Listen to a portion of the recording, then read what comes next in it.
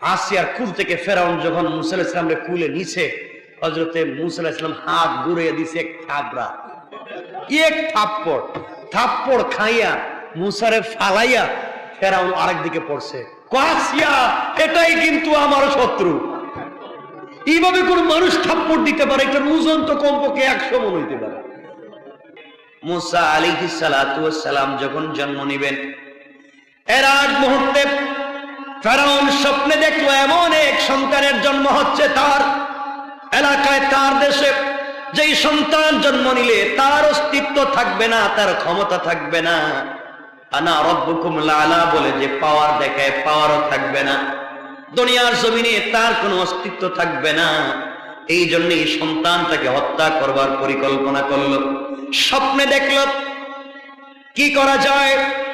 সিদ্ধান্ত নিল বনী ইসরাইলের কোন মহিলার ঘরে কোন সন্তান জন্ম দিতে পারবে না, যারাই জন্ম দিবে তাদেরকে হত্যা করা হবে। বনী ইসরাইলের নারীরা সন্তান জন্ম দিতে লাগলেন। যাকে পায়, যেখানে পায় তাদেরকে হত্যা করে, গুপ্ত হত্যা করে, প্রকাশ্য হত্যা করে, বিভিন্ন ভাবে হত্যা করতে লাগলো। এক পর্যায়ে দেখলো এভাবে যদি হত্যা করতে থাকে দাস দাসী আর খুঁজে পাবে না। ফেরাউন বুঝতে পারলো। এবার মন্ত্রী পরিষদ নিয়ে পরামর্শ করলো, আমরা শুধু ছেলেদেরকে হত্যা করব, মেয়েদেরকে বাঁচিয়ে রাখবো। দীর্ঘদিন চলে গেল। মেয়েদেরকে বাঁচিয়ে রাখা হলো দাসী বানাবার জন্য, আর ছেলেদেরকে হত্যা করতে লাগলো। দীর্ঘদিন এভাবে চলে যাওয়ার পরে দেখলো তাকে তাদের দেশে কাজকর্ম করার মতো কোন তরুণ সন্তান খুঁজে পাওয়া যায় না। সবাইকে হত্যা করে ফেলেছে। আমার বন্ধুগণ, একটা সন্তানের ভয়ে লাখো সন্তানকে হত্যা করতেছে। আজও দুনিয়ার জমিনে এমন কোন সন্তান যদি জন্ম হয়ে যায়, দুনিয়ার জমিনে যারা ফেরাউনের মতো ক্ষমতার প্রভাব দেখায়, তাদের দুনিয়ার জমিনে অস্তিত্ব খুঁজে পাওয়া যাবে না। আমার মুসলমান বন্ধুগণ, এবার ফেরাউন সিদ্ধান্ত নিল 1 বৎসরের সন্তানকে আমরা বাঁচিয়ে রাখবো, আর 1 বৎসরের সন্তানকে আমরা হত্যা করব। যেই বৎসরে সন্তানগুলাকে বাঁচিয়ে রাখবার কথা, এই বৎসর আল্লাহ তাআলা জন্ম দিলেন মুসা আলাইহিস সালামের ভাই হযরতে হারুনকে। হযরতে হারুন জন্ম নিলেন। যেই বৎসর সন্তানকে বাঁচিয়ে দেওয়া হবে, ওই বৎসরে হযরতে হারুন জন্ম নিলেন। আর যেই বৎসরে সন্তানদেরকে জবাই করে মারবার কথা, ওই বৎসরে আল্লাহ তাআলা জন্ম দিলেন যেই সন্তানকে উপলক্ষ করে এতগুলা সন্তানকে হত্যা করা হয়, সেই সন্তান হযরতে মুসা। আল্লাহু আকবার। আমরা লম্বা ঘটনার দিকে যাব না। মুসা জন্ম নিলেন। আমার বন্ধুগণ, মুসা আলাইহিস সালাতু ওয়াস সালাম জন্ম নিয়েছেন। মুসা জন্ম নেওয়ার পরে ফেরাউনের বাহিনী ঘরে ঘরে যায়, সন্তানদেরকে হত্যা করে ফেলতে চায়। মুসার আশ্চর্য হয়ে গেলেন, আমার ঘরে ঢুকবে, আমার সন্তানটাকে হত্যা করে ফেলবে। সারাদিন কান্না করলেন। রাত্রবেলা মুসাকে কোলে নিয়ে যখন ঘুমিয়ে পড়েছেন, স্বপ্নে দেখেন কে বলতেছে, মুসার মারে, এই সন্তানকে নিয়ে আপনি কোনো টেনশন করবেন না, চিন্তা করবেন না। এই সন্তানকে নিয়ে আপনি চিন্তা করবেন না। আগামীকালকে যখন আপনার ঘরে ফেরাউনের বাহিনী সন্তান হত্যা করবার জন্য আসবে, আপনি আপনার কুলের সন্তানটাকে প্রজ্বলিত চুলার আগুনের মধ্যে ফেলে দিবেন আপনার সন্তানকে। এরপরে যা করা লাগে স্বয়ং করবেন একমাত্র আল্লাহ। আল্লাহু আকবার। একটা জীবন্ত সন্তানকে অগ্নিকুণ্ডে ফেলে দেবার কথা বলছেন স্বপ্নে। একজন মা হিসাবে তা কেমনে মেনে নিতে পারেন? আগুন তো সব জ্বালিয়ে দেয়। মুসা আলাইহিস সালামকে আল্লাহ পরামর্শ দিচ্ছেন, তাকে আগুনে ফেলে দাও। আল্লাহ বুঝতে চাচ্ছেন, আমি যাকে বাঁচাতে চাই তাকে আগুন স্পর্শ করতে পারে। আমার বন্ধুগণ, যেই কথা সেই কাজ। পরের দিন যখন ফেরাউন বাহিনী আসলো, মুসা আলাইহিস সালামের মা ইতস্তবোধ করলেন, কি করবেন? স্বপ্নে যা দেখছি বাস্তব কিনা অবাস্তব জানি না, কি করব? সিদ্ধান্ত নিলেন, কামার চোখের সামনে আমার সন্তানকে হত্যা করবে, তা সহ্য করতে পারি না, এর চাইতে চুলায় ফেলে দিই। চলার ভিতরে প্রজ্বলিত করলেন, ধাউ ধাউ করে আগুন জ্বলতে লাগলো। মুসা আলাইহিস সালাতু ওয়াস সালামকে মা কোল থেকে চুলার ভিতরে ফেলে দিয়ে একা একা কাঁদতেছেন। ফেরাউন বাহিনী ঘরের ভিতরে ঢুকলো, সব দিকে তালাশ করে, কোথাও কোনো জীবন্ত বাচ্চা সন্তান পেল না। একজন বলছে আসো তো যাই, সামনের দিকে যাই, পাকঘরের দিকে যাই। আরেকজন বলছে গিয়ে কোনো লাভ নাই, চুলায় তো আগুন জ্বলে, বাচ্চা কি মানুষ আগুনে ফেলে দেয়, আসলে বাচ্চাই নাই। সবাই খুঁজে খুঁজে চলে গেল। মুসা ইসলামের মা চিৎকার করে কান্না করতে লাগলেন আর বলছেন, আল্লাহ তাআলা, স্বপ্নে কি দেখেছি, কি করলাম, এক ফেরাউনের বয়স সন্তানটাকে অগ্নিকুণ্ডের মধ্যে ফেলে দিয়েছি, বাঁচবে কিনা। মুসা আলাইহিস সালামের মা কাঁদতে কাঁদতে যখন তিনি আগুনের কাছে গিয়েছেন, তাকাইয়া দেখেন হযরতে মুসা শিশু অবস্থায় আগুনের ভিতরে বসে বসে জান্নাতের সেব আপেল ফল নিজে হাতে নিয়ে খেলাধুলা করতেছে। আল্লাহু আকবার বলেন। আল্লাহ এভাবে বাঁচিয়ে দিতে পারে আপনাকে আমাকেও। হাজার হাজার হাজার হাজার ষড়যন্ত্রের ভিতর থেকে তোমাকে আমাকেও আল্লাহ তাআলা চাইলে বাঁচিয়ে দিতে পারে না, পারেন না? ইনসাফ, নিজের ভিতরে আত্মবিশ্বাস রাখতে হবে, ইকিন বিশ্বাস এতেকাদ রাখতে হবে, আল্লাহ চাইলে সব পারেন। আমার বন্ধুগণ, এই ঘটনার দিকে গেলে আমি পরের ঘটনা বলতে পারবো না, আমার তো অনেক কথা বলতে হইব, এজন্য সংক্ষেপ করে দিই। ওগুলো আপনারা জানেন, আয়াত হাদিস বললে বহুত বহুত লম্বা হয়ে যাবে। সংক্ষেপ করে দিই যেন আমরা সামনের কথাগুলো শুনতে পারি। আমার মুসলমান বন্ধুগণ, এবার সন্তানকে কোলে নিলেন। বাচ্চা সন্তান মায়ের চেহারার দিকে তাকিয়ে হাসতেছে। তাকাইয়া দেখলেন মুসা আলাইহিস সালামের শরীর থেকে একটা পশম জ্বলা তো দূরের কথা, তার শরীরের কাপড় পর্যন্ত আগুন লাগে না। আল্লাহু আকবার। আল্লাহ পারেন কি পারেন না? সে আল্লাহকে, আল্লাহ এত কিছু পারেন, আমরা কেন সে আল্লাহকে দিল থেকে সত্যিকার অর্থে ভালোবাসতে পারি না, বিশ্বাস করতে পারি না? আপনি কেন ভেঙে পড়েন? যুবকদেরকে বলছি, আপনি কেন হতাশ হয়ে যাও? আমার দ্বারা কিচ্ছু হবে না। আরে আমার দ্বারা কিচ্ছু হবে না, আমি কিছুই করতে পারবো না, আমি ব্যর্থ। আসলে তুমি ব্যর্থ নও, তুমি ব্যর্থ নও, তুমি পারবে। মানে রাখবা, চলার পথে হুচট খেয়ে পড়ে যাওয়া এটা দোষের কিছু নয়। চলার পথে যে কোনো সময় পা পিছলে পড়ে যেতে পারে, চলার পথে পা পিছলে পড়ে যাওয়া দোষের নয়, সময় মতো না উঠে দাঁড়ানোটা দোষের। কথা কি বুঝতে পেরেছি? আপনাকে আমাকে সময় মতো দাঁড়িয়ে যেতে হবে, সময় মতো দাঁড়িয়ে যেতে হবে। আপনি যদি দাঁড়িয়ে যান, দেখবেন হাজারো হাজারো মানুষের ভাগ্যের পরিবর্তন হয়ে গিয়েছে। ঠিক কিনা বলেন? এজন্য আপনাকে দাঁড়াতে হবে, আমাকেই দাঁড়াতে হবে। মনে রাখবেন, কথা অনেকবার বলেছি, আপনারা ভালো করেই জানেন, সিংহের গতিবেগ ঘন্টায় কত কিলোমিটার? কারো জানা আছে? বলতে পারলেন? একটা হরিণের আর একটা সিংহের গতিবেগ ঘন্টায় 80 কিলোমিটার। 80 কিলোমিটার বেগে একটা সিংহ দৌড়াতে পারে, তার চাইতে আরো বেশি দ্রুত গতিতে দৌড়াতে পারে একটা হরিণ। কথা বুঝতে পেরেছেন? তার চাইতেও দ্রুত। কথাগুলা যুবকদেরকে বলছি, শোনো।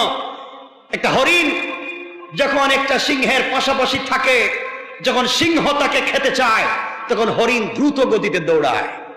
হরিণ নিজেকে চেষ্টা করে যেভাবেই হোক আমাকে সিংহ থেকে বাঁচাতে হবে, আর সিংহ চিন্তা করে রাত আর দিন যাই হোক ওকে আমাকে পেতেই হবে। কথা বুঝতে পেরেছে? দুজন দৌড়াচ্ছে, একজন নিজেকে বাঁচাবার আশায় আর একজন তার খাবার খাওয়ার আশায়। দুজন দৌড়ায়, কিন্তু সন্ধ্যার আগে আগে সিংহকে, এই হরিণকে অবশ্যই সিংহ শিকার করতে পারে। অথচ সিংহের চাইতে হরিণের গতি বেশি ছিল, তারপরেও কেমনে ধরে ফেলে?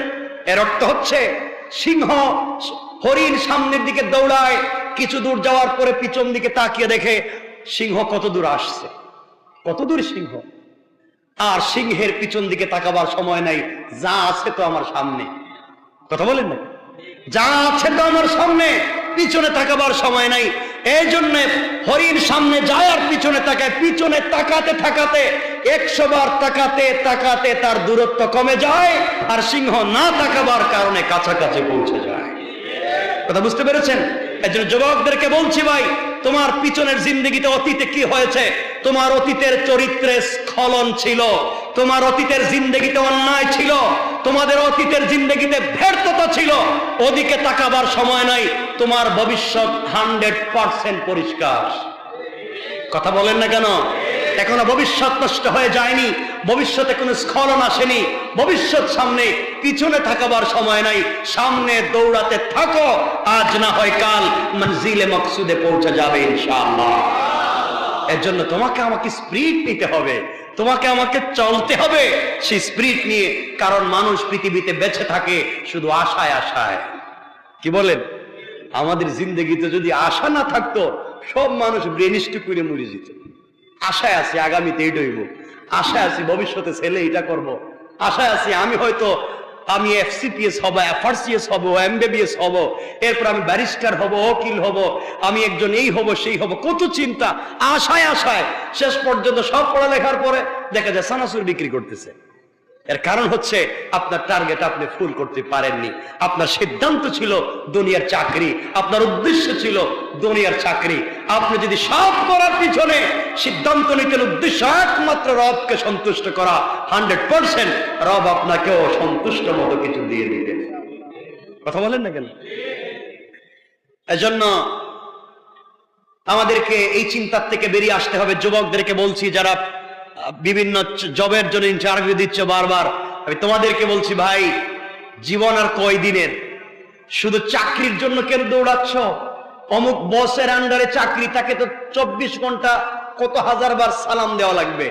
আজ থেকে সিদ্ধান্ত নেও যে আমি শুধু চাকরি করব না, আমি নিজেকে তৈরি করব, আমি নিজেই চাকরি দেব ইনশাআল্লাহ। আমি চাকরি দেব। দেখবা একদিন তোমার মধ্যে উদ্যোক্তা হওয়ার মতো স্পিরিট তৈরি হয়েছে, নিজেই কিছু করতে পারবা। শুরু করো, ছোট্ট থেকে শুরু করো, একদিন বিশাল কিছু হয়ে যাবে। পৃথিবীর সবাই বড় কিছু করেনি, ছোট থেকেই শুরু করে বড় করেছে। ঠিক না বলেন? যাক, কথা বলতে তো অনেক কথা। আমার বন্ধুগণ, মনে রাখবেন, আপনি ভবিষ্যতে কি করবেন আপনার বন্ধুর সাথে পরামর্শ করলে, আরে তোকে দিয়ে কিচ্ছু হবে না, এটা ভুয়া কথা, তুই জীবনে কি সফল হইতে পারবে?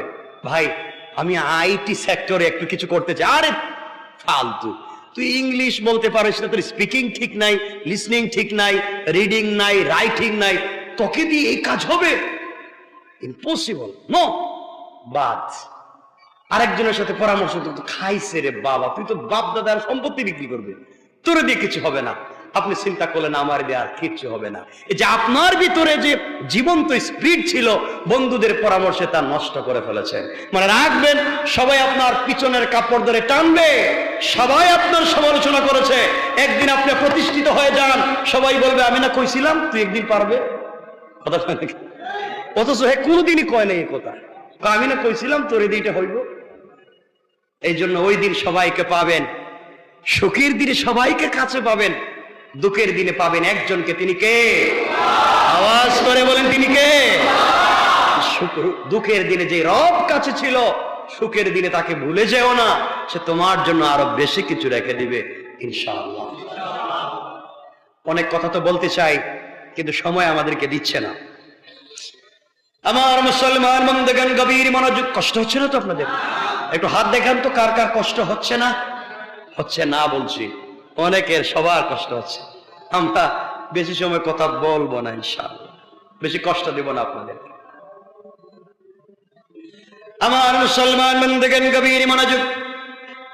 এবার মুসা আলাইহিস সালামের মা স্বপ্নে দেখলেন, কে যেন বলছে, মুসার মারিফ, ও মুসার মা, সন্তান নিয়ে আপনাকে চিন্তা করতে হবে না, এই সন্তানটাকে আমি আল্লাহ ভবিষ্যতের জন্য জাতির রাহবার বানাতে চাই। ঘুম থেকে উঠে গেলেন, কে যেন বলছে নদীতে ভাসিয়ে দাও সন্তানকে। গভীর রাত্রে স্বপ্নে দেখলেন, ঘুম থেকে উঠলেন, নৌকা পাবেন কোথায়, মিস্ত্রি পাবেন কোথায়, কি দিয়ে নৌকা বানাবেন?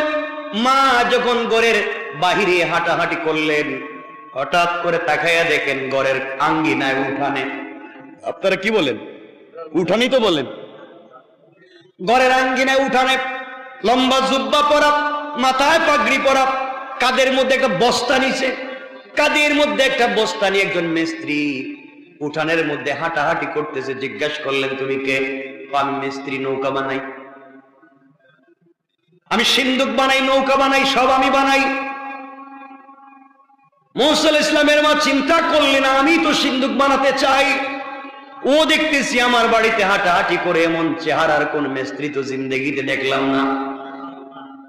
মিস্ত্রি বলছে, আম্মা জান আপনি কি চান? বাবারে আমি একটা সিন্দুক বানাতে চাই, স্পেশাল সিন্দুক বানাতে চাই, কিন্তু তোমাকে দিয়ে আমি কেমনে বানাবো?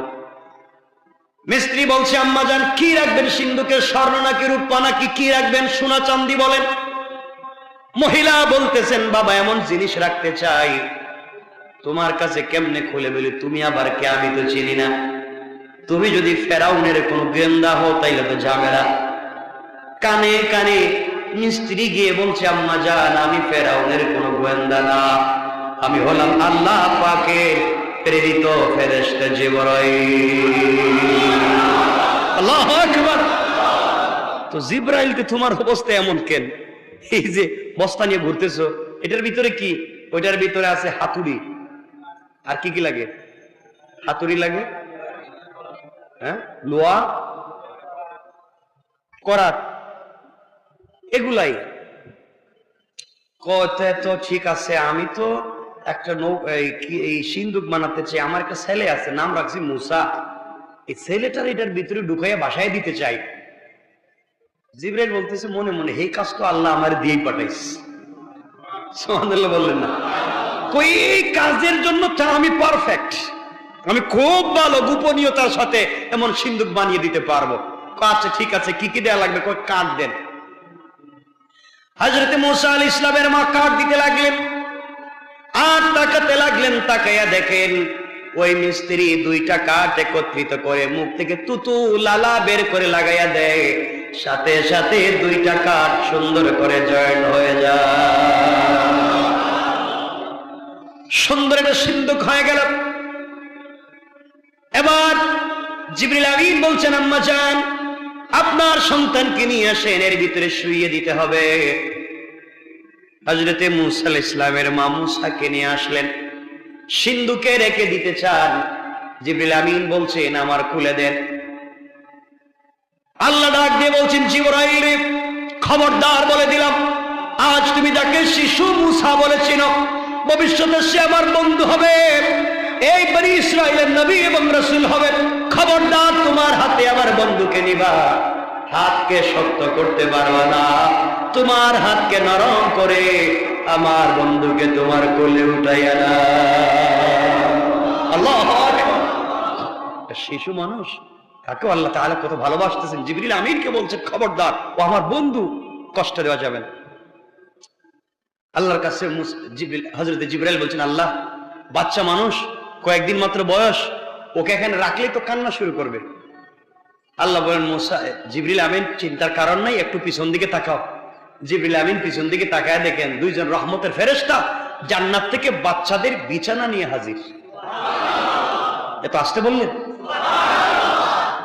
হযরত জিবরিল আমিন সিন্দুকের ভিতরে বিছানা বিছাইয়া দিলেন। আল্লাহ ও তো কাঁদবে। আল্লাহ বলছেন, জিবরাইল মার কুলে দাও, আর মাকে বলো ওই সিন্দুকের ভিতরে বিছানা রাখতে। মা যখন মুসা আলাইহিস সালামকে সিন্দুকে রাখছে, রাখতে দেরি, হযরত মুসা ঘুমাইতে দেরি নেই, ঘুমায় গেছেন। দরজাটা লাগাইয়া নদীতে ছেড়ে দিয়েছেন। কার ভয়ে? সবাই বললেন না, কার ভয়ে? এই ঘটনা তো বিশাল। ফেরাউনের ভয়ে ছেড়ে দিলেন। পানি যায় এদিকে আর সিন্দুক যায় এদিকে। মা সুবহানাল্লাহ নাই। মুসা আলাইহিস সালামের এক বোন ছিল, সে জঙ্গলে গিয়ে দেখতেছে বিষয়টা কি, দেখি তো কই যায় কই যায় কই যায়। আস্তে আস্তে যাইতে যাইতে সিন্দুক গিয়া লাগছে ফেরাউনের গাটে। কার গাটে? যে আপনারা বলেন, যেখানে বাঘের ভয় সেখানেই রাত্র হয়। যে ফেরাউনের ভয়ে এত কার্যক্রম, শেষ পর্যন্ত সেই ফেরাউনের ঘাটে আল্লাহ বলছেন, ফেরাউন আমি বাঁচাতে চাই, পারলে তুই কিছু কর। এখানে দুটা, কেউ বলছেন ফেরাউনের স্ত্রী হযরতে আসিয়ার দাসী, আর কেউ বলেছেন তার একটা মেয়ে ছিল পালক, সেই মেয়েটার দাসী পানি নেওয়ার জন্য আসছে, এসে দেখতে চমৎকার একটা সিন্ধুক। কিন্তু সিন্ধুকের কাজের অবকাঠামোতে মনে হয় যে এই দেশের কোন মিস্ত্রি কাজ করেনি, কারণ এই দেশের মিস্ত্রি কাজ করলে তো কাঠের মধ্যে দাগ দুগ থাকার কথা, ফরমালিন দেওয়ার কথা, সেগুন কাঠ বইলা কলা গাছও ঢুকিয়ে দিতে পারে। কথা বলেন না কেন? এগুলো করেনি, মাঝে মাঝে করে, কিন্তু কাঠ তো দেখা যায় চমৎকার, একবারে ফিনিশিং। এটা কোন দেশের মিস্ত্রি কাজটা করলো? এক পর্যায়ে তারা চিন্তা করলো নিশ্চয় এটা বাদশার বাড়ি থেকে, বিদেশ থেকে কোনো হয়তো সিন্ধুক ছিল, চুরেরা নিয়ে যাওয়ার সময় ফেলে গেছে এখানে। তারা দুজন চিন্তা করলো এটা কি করা যায়। একজন বলছে এখানে খুলি, আরেকজন বলছে খোলার পরে যদি স্বর্ণরূপ কিছু পাই তাইলে তো ওগুলো মারামারি হবে, এক কাজ করো ওগুলা নিয়ে আমরা আসিয়ার সামনে গিয়ে খুলবো। আল্লাহ তাআলা আগে থেকেই আসিয়ার দিলের ভিতরে মুসাকে দেখলেই যেন ভালোবাসা তৈরি হয় এমন দরদ ঢেলে দিয়েছে। কারণ আল্লাহ তাআলা রাসূল পাক হাদিসে বলছেন, আল্লাহ হাদিসে কুদসিতে আল্লাহ বলেছেন, আমি যাকে ভালোবাসি, আমি জিবরিল আমিনকে বলি আমি তাকে ভালোবাসি, জিবরাইলকে বলে জিবরাইল তুমি পুরো আসমানে ফেরেশতাদেরকে বলে দাও আমি তাকে ভালোবাসি, পুরো দুনিয়া পাবলিককে বলে দাও আমি তাকে ভালোবাসি, পাবলিক যেন তাকে ভালোবাসে। সুবহানাল্লাহ। হযরতে আসিয়ার সামনে সংক্ষেপ করে বললাম, সিন্দুকটা খুলে দেওয়া হলো। কি মনে করে? বিশাল সম্পত্তি মনে করে। আসিয়া যখন সিন্দুকটা খুলছেন, মুসা আলাইহিস সালাম কোথায় ছিলেন? কি করতেছিলেন? ঘুমাইতেছিলেন। আল্লাহ বলেন, মুসা কতক্ষণ ঘুমাইবা? জাগা মতোই তো আইছো, যে তোমারে মারতে চায় তার বাড়িতে নিয়ে আসছি, তুমি একটু তাকাও আর আসিয়ার দিকে মুস্কি হাসি দাও। হযরতে আসিয়া যখন সিন্ধুকের মুখটা খুলছেন, খোলার সাথে সাথে দেখে এর ভিতরে চমৎকার জান্নাতি এক ফেরেশতার মতো একটা বাচ্চা দেখা যায়। তিনি বলছেন আমার কলিজা ঠান্ডা হয়ে গেছে, এটাই তো খুঁজতেছি, এমন বাচ্চা তো দরকার, কিন্তু বাচ্চা তো লালন পালন করা যাবে না। আস্তে আস্তে করে গেলেন ফেরাউনের কাছে, বল শোনেন আমি আসি আপনার কাছে, জীবনে কিছু চাইছি? না। জীবনে কোনো জিনিসের আবদার করছি? জিন্দিগি তো না। আমি আপনার কাছে আজকে একটা জিনিসের আবদার করবো, আপনি ফিরিয়ে দিবেন না। আসিয়া বলো কি বলতে চাও? কোনোদিন ফিরিয়ে দিব না। আমি একটা ছেলে লালন পালন করতে চাই, এটা খবরদার, এটা জিন্দিগি তো হবে না, বাচ্চা লালন পালন করতে পারবা না। না, সিন্ধুকের ভিতরে একটা বাচ্চা পাইলাম, দেখতে খারাপ না, অনেক ভাল লাগে, আপনার দেখলেও ভাল লাগবে, এই ছেলেটাকে লালন পালন করলে কেমন হয়? চলো যাই। সিন্ধুক দেখার পরে কাসিয়া, না, এটার ভিতরে আমার দুশ্মন হইতে পারে। আসিয়া বলতেছেন দেখেন আপনার দেশের মিস্ত্রি যেভাবে সিন্ধুক বানায় আর এই সিন্ধুক কিন্তু এক না, আমার মনে হয় বিদেশ থেকে কোন দেশের সিন্ধুক এখানে আসছে। সুতরাং আপনার দেশের বাচ্চা তো আপনি স্বপ্নে দেখছেন, বিদেশের বাচ্চা তো আর দেখেন নাই। সুতরাং এই বাচ্চা লালন পালন করতে তো আপত্তি নেই। কয় বাচ্চাটা সিন্ধুকটার মুখ হলো, আল্লাহ বলছেন মুসা আগের চাইতে আর একটু স্মার্ট হওয়া লাগবে, হাসিটা একটু সুন্দর করে দেওয়া লাগবে। তো দেখো না, যখন ফেরাউন খুলছে, হযরতে মুসা আলাইহিস সালাম চমৎকার একটা হাসি দিয়েছেন। ফেরাউন বলছে আসিয়া এইটাই আমার বাচ্চা, এরই লালন পালন করা লাগবে। আল্লাহু আকবার। আল্লাহকে বুঝছি তো এটাই লালন পালন করবে, এর দিয়ে তোরে থাবড়াম। ঠিক কিনা বলেন? আল্লাহ চাইলে পারে কি পারে না? আল্লাহ চাইলে পারে। ফেরাউন বলছে আসিয়া কোনো কথাবার্তা নাই, এই ছেলেরা আমার খুলে দাও, এটি আমার ছেলে, আর দরবারে বলে দেও আমার ছেলের আকিকা করা হবে। মুসা আলাইহিস সালামের বোন তো সব দেখতেছে না, গোপনে গোপনে সব দেখতেছে। কয় আল্লাহ, যে বেচারা আমার ভাইরে মারতো হেদিকে কুলে নিয়ে এখন মুস্কি হাসি দেয়, কিছুই তো বুঝতেছি না কি হচ্ছে, সব করতেছেন কে? আল্লাহ বুঝাতে চাইলেন এই দুনিয়ার জমিন থেকে কৌশল করে তোমরা মূসাকে হত্যা করতে চাইলে, আর আমি কৌশল করে তোর ঘরেই মূসাকে বড় করতে চাই না। কৌশলটা কার? আমার বন্ধুগণ, আল্লাহ মূসা আলাইহিস সালামের দিলের ভিতরে ঢুকাই দিলেন, ফেরাউন যখন তোমারে কুলে নিবে কোন এমন ওয়া ওয়া করে কান্না শুরু করবা, এটা বন্ধই করবা না। ফেরাউন যখন কুলে নিছে তখন কাঁদতেছে মূসা, কান্না তো বন্ধ করে না। এখন মহাবিপদে, বাচ্চার তো কান্না বন্ধ করা যায় না। ফেরাউন বলছে, আসিয়া আমার রাজ দরবারে ঘোষণা করো যত মহিলা আছে সবাইকে বলো আমার বাচ্চাকে দুধ পান করাইতে, যার দুধ পান করবে তার আমি পুরস্কার দেব।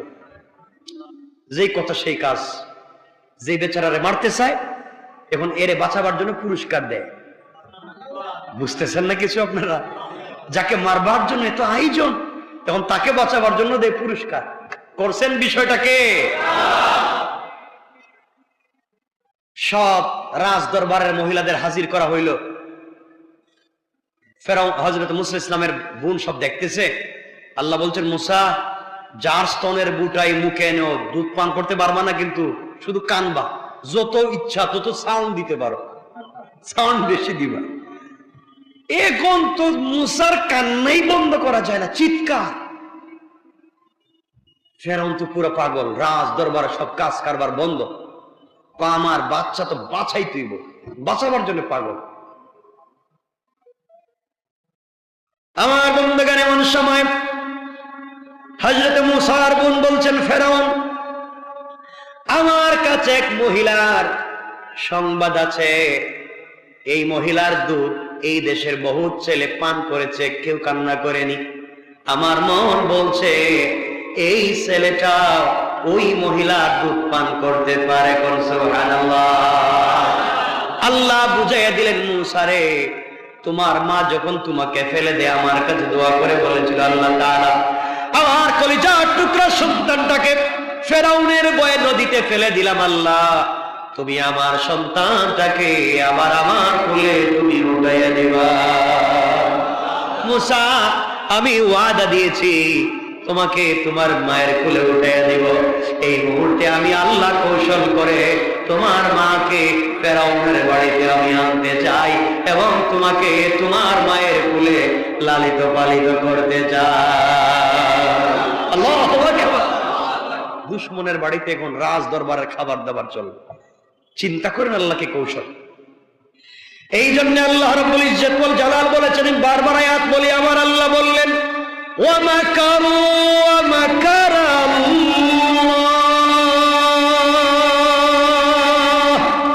ওয়াল্লাহু খায়রুল মাকিরিন।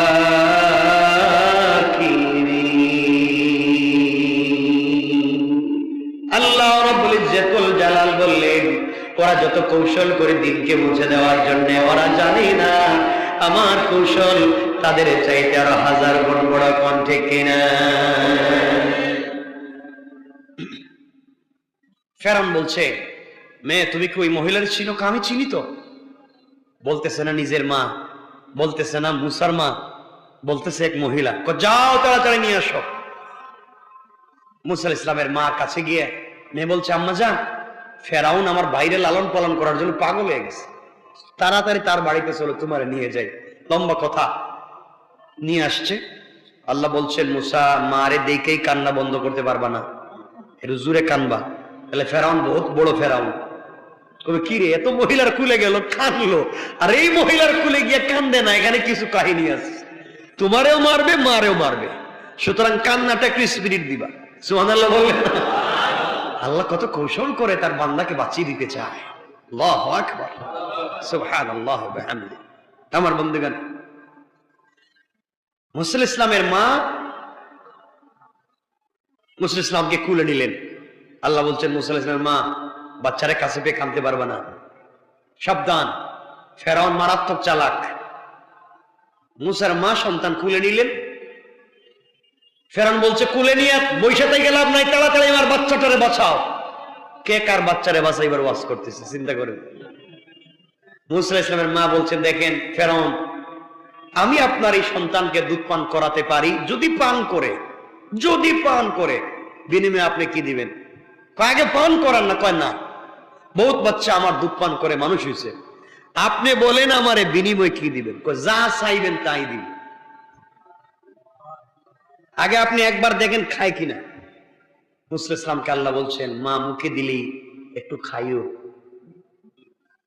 মুসা ইসলামের মা যখন তার স্তনের বুটা মুখে দিয়েছে, হযরতে মুসা দুধ পান করতে শুরু করেছে।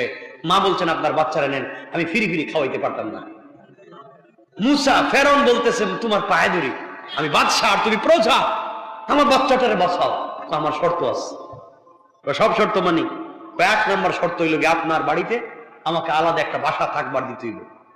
দিলাম।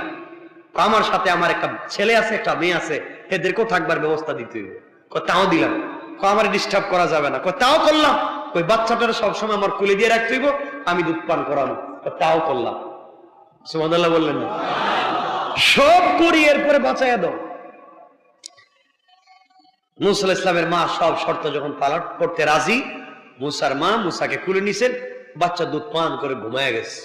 ফেরাউন কয়, আর কোন কথা নাই, রাজ দরবারে ঘোষণা করো আমার ছেলের এখন আকিকার দরকার। আমার ছেলে আছে, আমার পরে রাজ সিংহাসনে বসবে। চিন্তা করছেন আল্লাহ কেমনে কাকে বাঁচাতে চায়। তো লম্বা কথা, শেষ পর্যন্ত সংক্ষেপ, মুসা ইসলাম বড় হলেন। কি হলেন? বড় হলেন, একটু একটু বড় হলেন।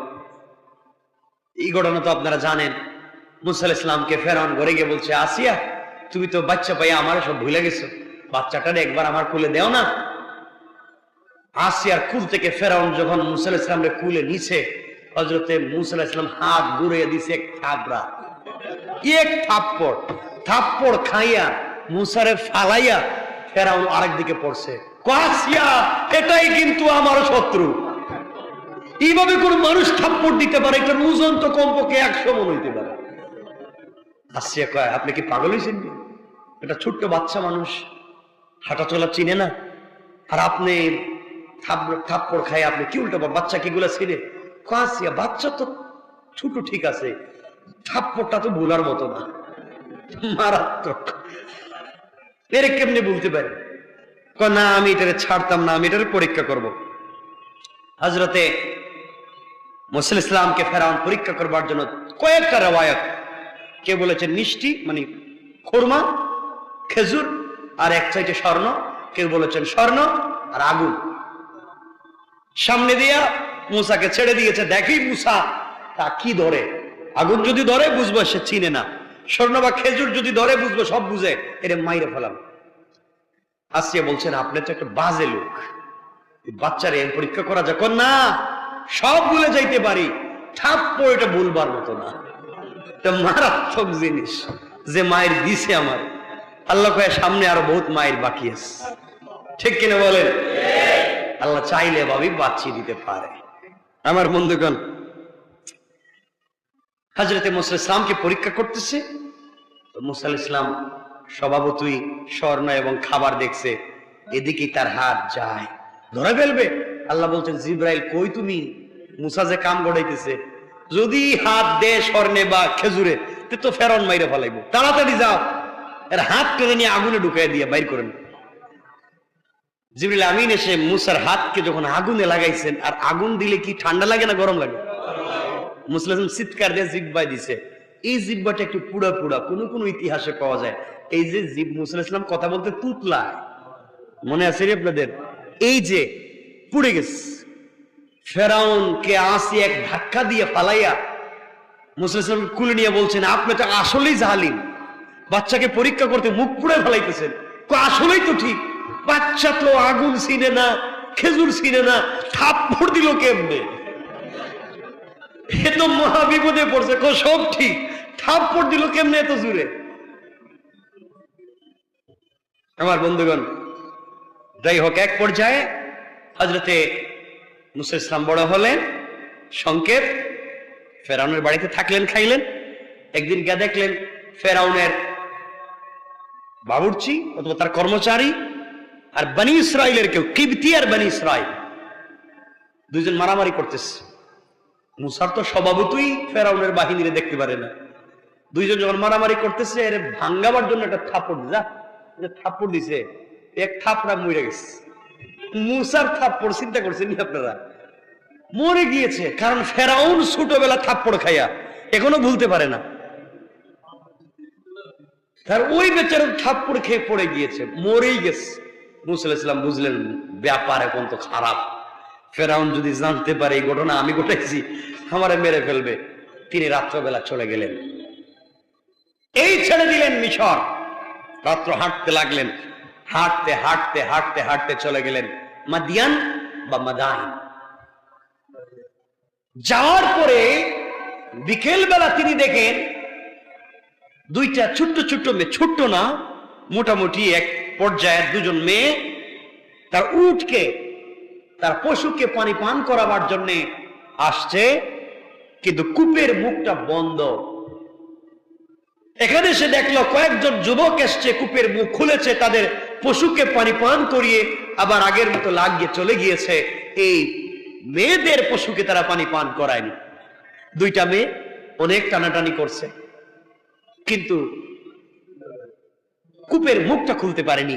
হযরতে মুসা আলাইহিস সালাম দূর থেকে দেখলেন পর্দাও সরায় না, আর তার ছাগল, তার এই পশুগুলো কষ্ট পাচ্ছে।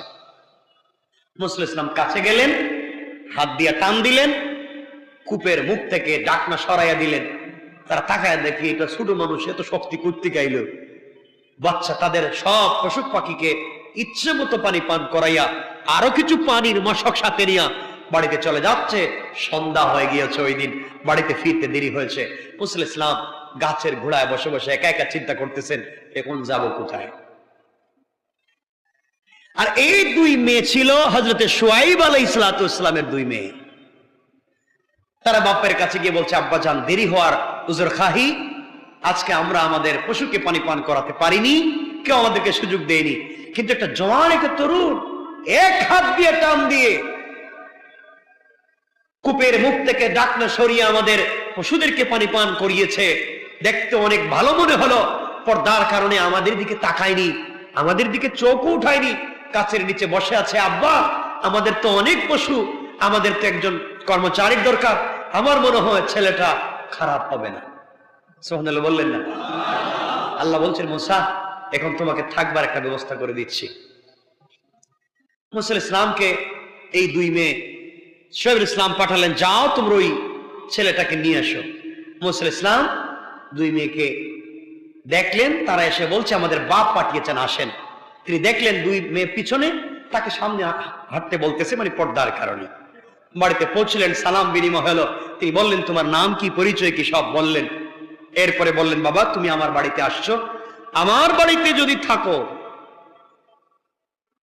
10-12 বছর যদি কর্মচারীর কাজ করো, আর তুমি ইনসাফ, ইখলাস এবং আমার উদ্ধারে যদি ঠিক রাখতে পারো, আমি হযরতে শুআইব আল্লাহর পয়গম্বর, আমি কথা দিলাম আমার মেয়ে সাফরাকে তোমার কাছে বিয়ে দিব।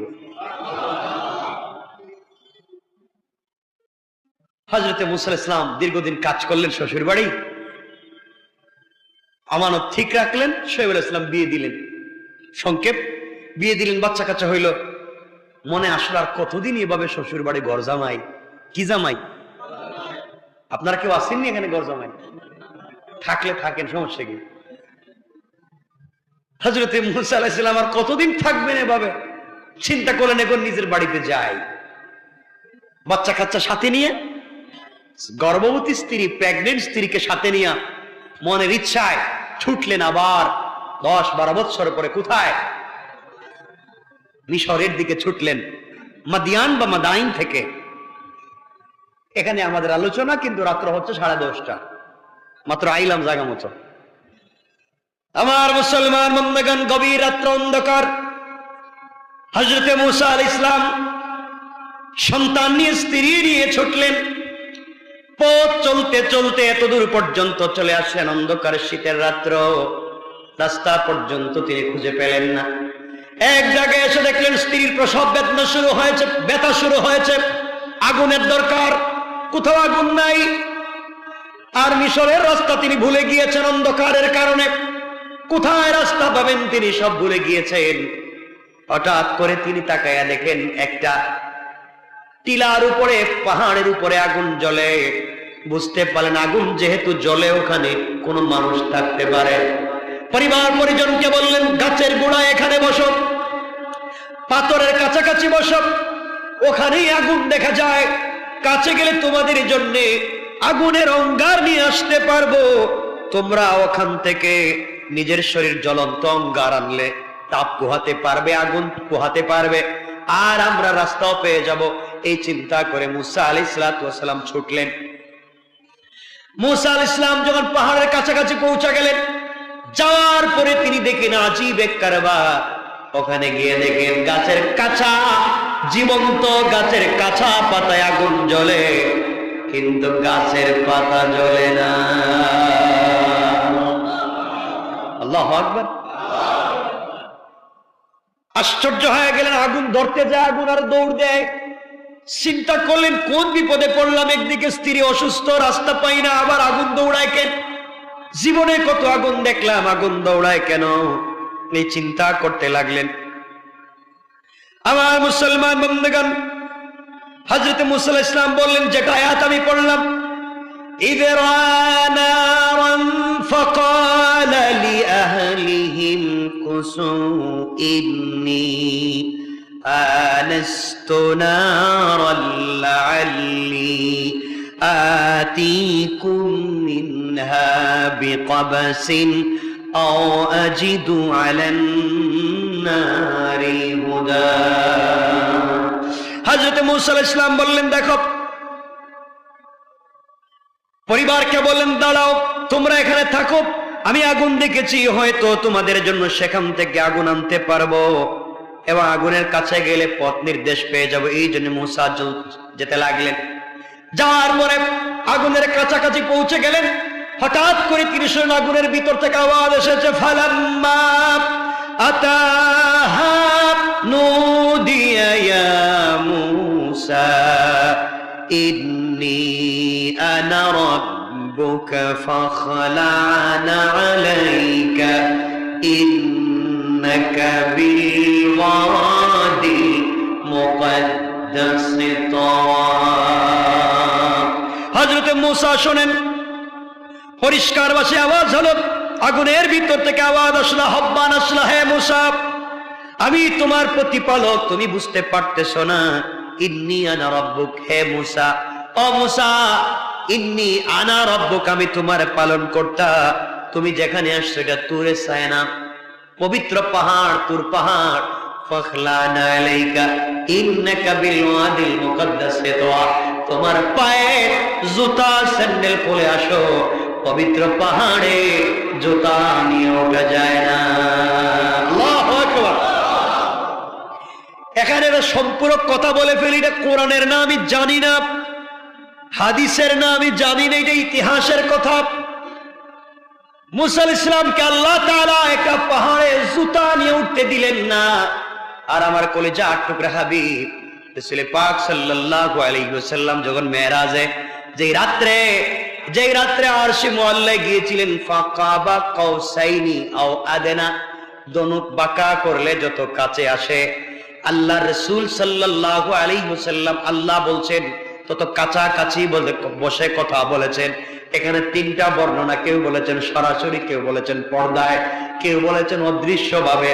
আমরা ব্যাখ্যায় যাব না, মতভেদে যাব না, শুধু এতটুকু বুঝাতে চাই, ইতিহাসে পাওয়া যায় আল্লাহ তাআলার পয়গম্বর হাবিব সিদরাতুল মুনতাহায় যাওয়ার পরে, তাতুন মানে কুল গাছ, বড়ই গাছ, মুনতাহা মানে ইন্তেহা, সৃষ্টির শেষ প্রান্তরে আল্লাহ তাআলা যে বড়ই গাছ রেখে দিয়েছেন, ওখানে যাওয়ার পরে জিবরিল আমিন বলছেন, হাবিব হাবিব আপনি থামেন, আমিও থেমে গেলাম। ওখান থেকে যে রাস্তা দেখতেছেন আরশে মুআল্লা, ওখানে আমি যেতে পারবো না, আপনি যাওয়া লাগবে। যে আল্লাহ আপনাকে দাওয়াত করেছে, আপনি আপনাকে ওখান থেকে নিয়ে যাবে, আমার যাওয়ার সুযোগ নাই। ইতিহাসে পাওয়া যায় আল্লাহ তাআলার হাবিব ওই সময়, মানুষ যখন একা হয়, মানুষের কষ্টের স্মৃতি মনে পড়ে নাকি? মনে পড়ে না? আল্লাহ রাসূল যখন একা হলেন, অনেক স্মৃতি মনে পড়েছে। আহারে, আজ আমি আস্তে আস্তে কত দূর পর্যন্ত চলে এসেছি, আজ আমার কেউ নাই। আমার যদি স্ত্রী খাদিজা বেঁচে থাকতো, স্বামীর আজকে সাফল্য দেখে কতই না খুশি হয়ে যেত। আজ আমার কলিজার টুকরা মা, আজ আমার কলিজার টুকরা বাবা যদি বেঁচে থাকতো, মুহাম্মাদের সাফল্য দেখে কত পাগল হয়ে যেত। আজ আমার কেউ নাই, কাউকে বলবার মতো আমার সুযোগ নাই। নবীজি সাল্লাল্লাহু আলাইহি ওয়াসাল্লাম হাওমাও করে কাঁদতেছেন। হঠাৎ তার চোখ পড়েছে পায়ের দিকে তাকায়া দেখে ওই পুরাতন ছেঁড়া জুতা, খড়মের জুতা। হঠাৎ মনে পড়েছে আল্লাহ মূসাকে বলেছেন পাহাড়ে জুতা নিয়ে উঠতে দেন নাই, বলেছেন ফাখালানা আলাইকা ইন্নাকা বিল ওয়াদিল মুকদ্দাস তাওয়া। ও মূসা, পাহাড়ে আমার নূরের তাজাল্লি পড়েছে, জুতা নিয়ে আসা যাবে না। মূসা জুতা খুলে গিয়েছে, আর আমি ছেঁড়া জুতা নিয়ে আরশে মুআল্লায় যাব, আল্লাহর বাড়িতে যাব। কেমন জিনিস, ছেঁড়া জুতা নিয়ে যাওয়া যাবে না। রাসূল পাক সাল্লাল্লাহু আলাইহি ওয়াসাল্লাম জুতা খুলে রেখে দিলেন। আওয়াজ হলো, আওয়াজ আসলো, হাবিবুল্লাহ কলিজার টুকরা বন্ধু আমার, চার জন্য সবকিছুকে সাজিয়েছি, আরশ, কুরসি, লৌহ কলম, জান্নাতকে আমি সুন্দর করে সাজিয়েছি, নিজের হাতে কুদরতের হাতে সবগুলা তৈরি করেছি।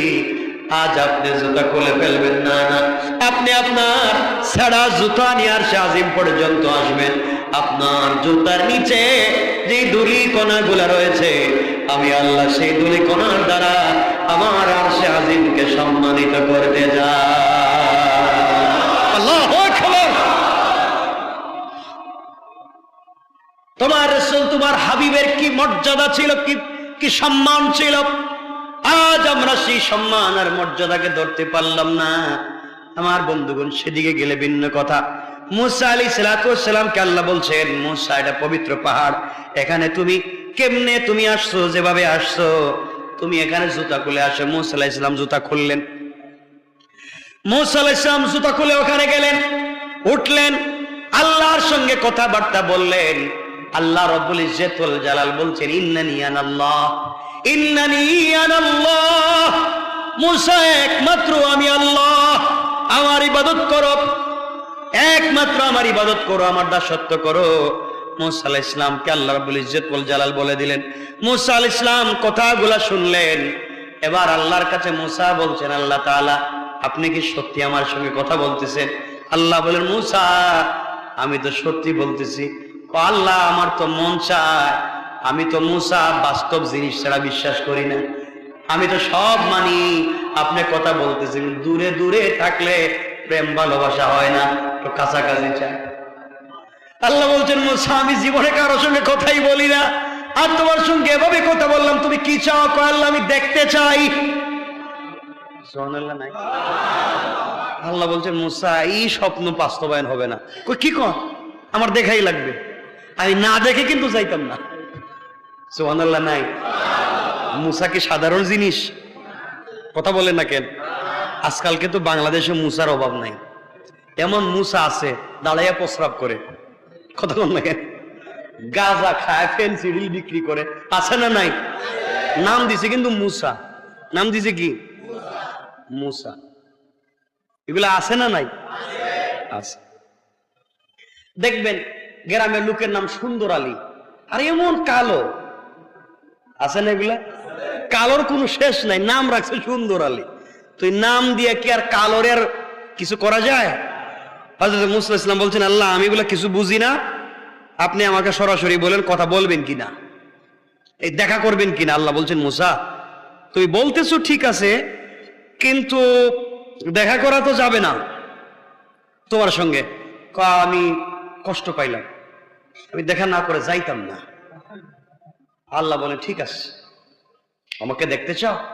আমাকে দেখা সম্ভব না, তুমি আমার নূরের তাজাল্লির দিকে তাকাও। এটা আমার নূর, আমার পাওয়ার, আমার লাইট পড়েছে, আমার আলো একটু তাকাও। মূসা আলাইহিস সালাম আল্লাহ যখন বললেন, তাকাইলেন, সাথে সাথে অজ্ঞান হয়ে গিয়েছে, অজ্ঞান হয়ে গিয়েছে। কিছুক্ষণ পরে জ্ঞান ফিরছে। আল্লাহ বলছেন, মূসা, ব্যাপার কি? আল্লাহ, তোমার পায়ে ধরি, আর জিন্দেগিতে দেখবার কথা কইতাম না। সুবহানাল্লাহ বললেন না? আল্লাহ কি কয়? আল্লাহ, আমি তো আর জিন্দেগি তো দেখবার কথা কইতাম না তোমার কাছে, আমার দরকার নাই, যেভাবে আছে সেভাবেই, এবং যাওয়ার কথা আমি যাই। আল্লাহকে, মূসা, কথা বাকি আছে তো, তোমার যে বললাম আমার ইবাদত করতে হবে, তোমার তো নবী বানাইতে চাই। দেখেন, চাইতে যদি ঠিক মতো না চাইতে পারেন, মুসা আলাইহিস সালাম গেছেন কি আনতে? আগুন আনতে, সাধারণ চুলার আগুন। আর আল্লাহ দিতে চায় নবুয়ত।